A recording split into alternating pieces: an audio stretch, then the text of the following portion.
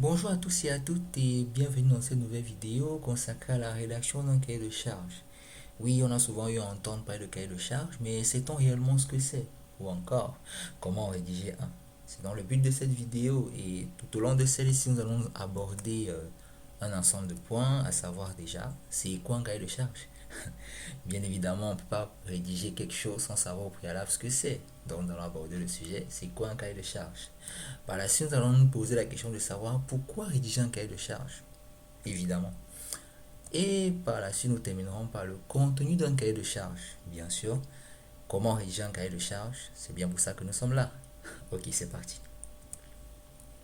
Alors, qu'est-ce qu'un cahier de charge? On peut simplement dire qu'un cahier de charge, c'est un document, une fiche de notes, permettant de résumer de façon succincte une idée ou un projet. Cette idée ou ce projet sera par la suite présenté auprès d'une institution, d'une personne, on va dire comme ça, d'une responsabilité, par exemple dans une entreprise, pour soumettre un projet, une nouvelle idée. Et également, nous pouvons avoir des institutions financières, des banques, par exemple pour des freelancers qui veulent développer un projet et qui veulent avoir un apport financier. Également, nous avons des personnes tierces, nos voisins, nos amis, nos camarades, nos collègues, avec qui nous voudrions partager notre projet, bon, l'idée qu'il y a derrière un projet, notre projet, afin d'avoir soit des orientations, soit un soutien quelconque. Donc, il s'agit ici en fait de rédiger un document qui nous permet de présenter de façon simple et brève une idée, un projet que nous avons à cœur. Maintenant, pourquoi est-ce qu'il est bon de rédiger un cahier de charge? C'est vrai, nous avons déjà une idée. Nous savons ce que nous voulons. Mais est-ce que c'est réellement le cas? Parce qu'en fait, déjà, lorsqu'on a une idée, on peut avoir celle-ci éparpillée.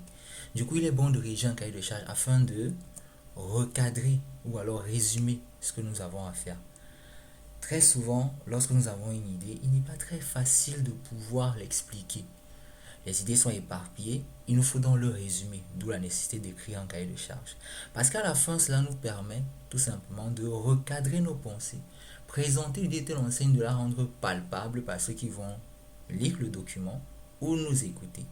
Donc, écrire un cahier de charge, encore rédiger un cahier de charge est très important lorsque nous voulons présenter ou soumettre une idée à une personne, en l'occurrence une institution agréée. Maintenant, tout ça est dit. Bon, comment rédiger un cahier de charge? Telle est la question. Nous allons aborder 4 points bien précis, à partir desquels nous allons rédiger un exemple de cahier de charge. Le premier point ici, c'est la présentation du projet. Oui, nous avons une idée, c'est bien, c'est même très bien. Mais il nous faut quand même avoir un résumé pour pouvoir l'expliquer à quelqu'un. C'est donc dans cette section que nous allons la mettre, présentation du projet. Il s'agit ici de présenter succinctement le projet, résumer ses objectifs, ses fonctionnalités, les services qu'il va apporter, ainsi de suite. Par la suite, nous aborderons le contexte et l'environnement. Bien évidemment, nous présentons un projet, mais bien sûr, ce projet s'inclut bien dans un domaine d'activité. C'est bien dans le contexte environnement qui est là. Parce que dans le contexte de l'environnement, nous présentons le domaine d'activité du cahier de charge. Je tiens à préciser ici qu'un cahier de charge ne s'applique pas forcément au domaine informatique, comme la plupart des personnes le pensent, mais c'est plutôt de façon générale, parce qu'on peut écrire un cahier de charge pour un projet informatique, on peut écrire un cahier de charge pour un projet de commerce, on peut écrire un cahier de charge pour un projet industriel, roboticien et ainsi de suite, ou encore on peut écrire un cahier de charge juste pour une évolution marketing. Pourquoi pas? À côté de ça, nous avons la maquette ou visuelle. La maquette visuelle ici nous permet de présenter notre projet d'un point de vue graphique. En présentant par exemple la façon dont on va présenter les textes, la police qu'on va utiliser, les couleurs qu'on va utiliser. D'un point de vue visuel, quelle est la disposition des éléments, les formes qu'on va utiliser, ainsi de suite. Donc c'est dans cette section-là que nous allons marquer tous ces éléments. Et enfin, nous terminerons par les spécificités techniques qui ici présentent le comment du projet. Bien évidemment, on a une idée, oui, on sait dans quel domaine il va s'articuler, oui, on sait comment il va se présenter, mais concrètement, comment est-ce qu'il va se réaliser? C'est dans ce point crucial qui va beaucoup plus intéresser les gens qui vont vous écouter ou encore les institutions qui seront à même de pouvoir vous soutenir dans votre projet. Voilà. Donc, globalement, nous avons 4 points On peut dire qu'on a terminé, mais pas vraiment, parce qu'on n'a pas tous les éléments. Essayons de partir sur un exemple. Nous avons donc là un document exemple, bien sûr, qui nous permet de présenter un exemple de cahier de charge. Donc là, nous avons le titre, la première page, la première de couverture. Je précise ici qu'elle est assez simpliste. Donc il s'agit ici de présenter une maquette, pas une norme de rédaction d'un cahier de charge. Donc nous avons là la première page avec le titre, la description et bon, un design assez simple, quoi. Un copyright si vous voulez, ça dépendra de vous. Ensuite, le plan. Le plan ici fait référence à la structure de votre document. Conformément aux 4 points que nous avons élaborés, nous présenterons donc l'architecture de chaque élément.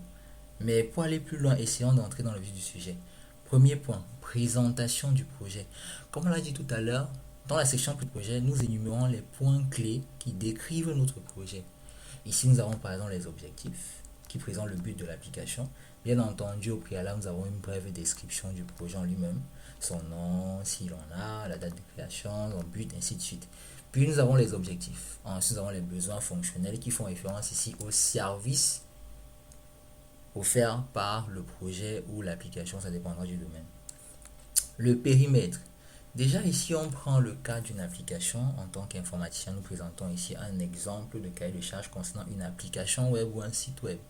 Donc, en ce qui concerne une application web, nous intégrons la notion périmètre du projet qui renferme ici l'ensemble des éléments nécessaires pour faire fonctionner le projet, le rendre H24 et ainsi de suite. Ensuite, nous avons en bas les critères d'acceptabilité. Je rappelle encore, ce n'est qu'un exemple. Ce n'est pas une caricature normalisée de rédaction d'un cahier de charge. Donc, vous pouvez prendre tout ou une partie des éléments présents ci-dessus. En bas, nous avons les responsabilités. Bon, là, ça dépendra de vous. Ça dit qui est le maître d'ouvrage et le maître d'œuvre.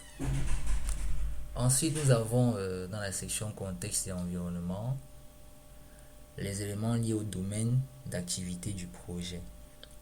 Donc ici, nous présentons le contexte, les cibles et les concurrents. Bien sûr, on ne peut pas se permettre de mettre un projet en vie si on n'est pas au courant de ce qui se fait déjà autour et de comment est-ce qu'il est fait. Ça nous permettra de mieux nous positionner par rapport à ceux qui sont déjà sur le marché. Donc, troisième point, le graphisme et l'ergonomie. On l'a dit tout à l'heure, c'est l'aspect visuel du projet. Comment est-ce que le projet va se présenter sur une application? Comment est-ce qu'elle va se présenter? Quels sont les éléments qui seront disposés? Comment ils seront disposés? Quelles sont les couleurs qu'on va utiliser? Toutes ces informations sont également renfermées dans cette section-ci. Nous avons la charte graphique. Nous avons la maquette. La charte graphique regroupe les éléments comme les couleurs, les logos, les structures, ainsi de suite. La maquette, elle, s'articule plus au niveau du contenu et sa structuration ou la disposition des éléments. Et le dernier point ici, spécificité livrable. Comme on l'a dit, c'est le point crucial de notre cahier de charge parce qu'il permet ici de présenter le comment du projet.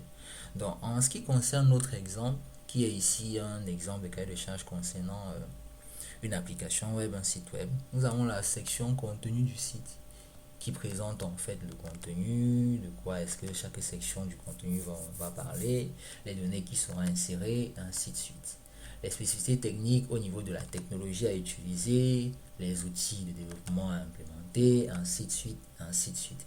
Donc il s'agit ici de présenter de façon générale l'ensemble des éléments techniques qui devront être mis à disposition pour la réalisation du projet. Et plus bas, nous terminons par les livrables et les coûts, c'est-à-dire une fois le projet réalisé, quels sont les éléments qu'on va fournir à la fin et les coûts qui seront demandés pour la réalisation du projet. Et pour ceux qui sont ou qui peuvent aller plus loin, qui sur une certaine période peuvent définir leur projet, pourront présenter un diagramme d'activité, un diagramme de gain ou de perte, présentant l'ensemble des activités permettant de réaliser le projet sur la dite période. Mais ça, c'est au choix. Il s'agit ici d'écrire un cahier de charge, c'est-à-dire un résumé succinct du projet par rapport à ce que le projet apporte dans sa description. Le contexte, c'est-à-dire dans quel cadre d'environnement il va fonctionner. D'un point de vue visuel, comment est-ce qu'il se présentera, et d'un point de vue fonctionnel, comment est-ce qu'il va être implémenté. Donc voilà, globalement, comment est-ce qu'on peut rédiger un cahier de charge de façon succincte, simple et pratique. Donc, Pour revenir donc à notre présentation, voilà globalement les infos liées à la présentation ou la rédaction d'un cahier de charge. Je vous laisse me dire en commentaire ce qui vous a plu, ce qui vous a pas plu, ce que vous auriez pu aimer avoir de plus par rapport à ce qui a été dit. Et n'oubliez pas de vous abonner à la chaîne, de liker et de rester informé sur les nouvelles vidéos du genre que nous publierons. Merci beaucoup et bonne journée.